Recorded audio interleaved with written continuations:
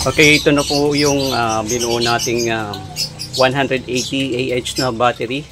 So, sinet ko na dito kung saan nakaset up yung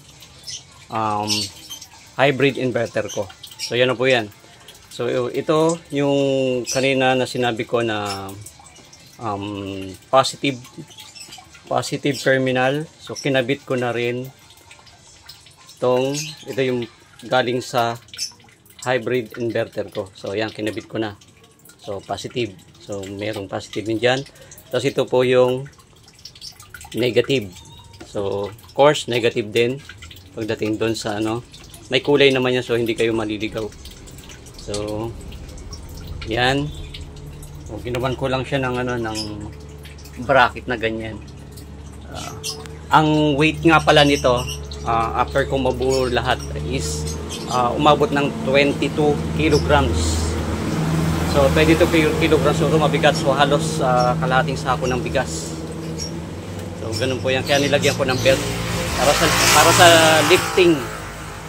Okay? So itatry natin ngayon na naikabit na sa ito sa hybrid. Ibig sabihin ito pagaganahin na natin para malaman natin kung okay. So, since nakakabit na, open natin yung breaker niya. So, ayan. Ito nga pala, dapat ang gagamitin dito is 150 to 175. Pero, ang nabili ko kasi is 100.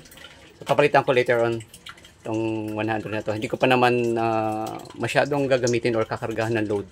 So, una natin. So, ayan. Naka-on na siya. Ngayon, itatry nating i-on din yung hybrid. Ayan, yung 1600 watts na hybrid inverter ko. Hybrid kasi ito yung pwede na rin to ikakabit sa utility or sa Meralco. Same time, mayroong solar panel. Ito yung sa solar panel. Yan. Tsaka ito yung sa Meralco, galing sa Meralco. Ito yung load. Ito yung load. Papunta sa AC out. Dito, AC out. Yan. Dito. So, try muna natin i-open to. Ito po yung on and off niya. So, yan po.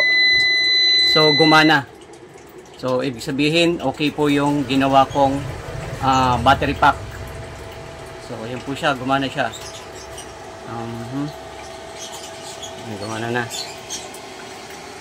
So sa ngayon nga pala wala pang nakakabit na na power to from Meralco. So wala pang nakakabit yan. Hindi ko pa rin naikabit yung sa solar panel. So sa ngayon battery lang muna ang naikabit ko para paganahin lang yung 1600 watts na hybrid inverter. Ang nga pala nito, Power to, Power yung brand nito. So ayan na po siya. May kita nyo po dito na battery lang yung source ng power niya. Kasi kung merong kung nakakabit na sa utility or sa Meralco yan, meron yan dyan na mayroon dyan icon na lalabas. At at the same time, kung nakakabit na rin sa solar panel, yung icon ng lalabas din dyan. Tapos i-configure nyo yun. So sa ngayon hindi na muna. So, pinakita ko lang kung gagana or ibig sabihin gumana. Ayan. So, gumana siya. Ngayon, i-on natin yung AC out. Ito yung AC out. External meter yata to. Para ma-read natin kung ilang watts yung niloload natin or yung sinasaksak natin sa mga outlet. Ito yung outlet. Okay. So, i-on ko na. So, ayan. Nakita nyo. 0 watts, 226 volts, okay. So ibig sabihin from 12 volts naging 226 volts. So mamaya isasaksakan natin ang load para makita natin. Okay. So okay, sasaksakan ko ngayon ang ng ito, grinder. So ito yung power tools. So isasaksak ko para makita natin kung kung ayan. So 0 siya, makita niyo 0. Ngayon, pagaganahin ko.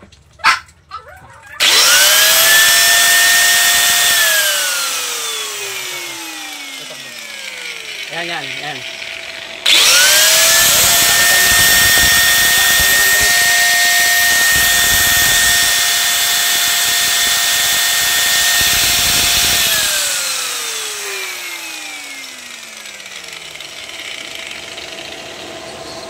So ayan, nakita nyo nasa 375 watts yung yung load na ngayon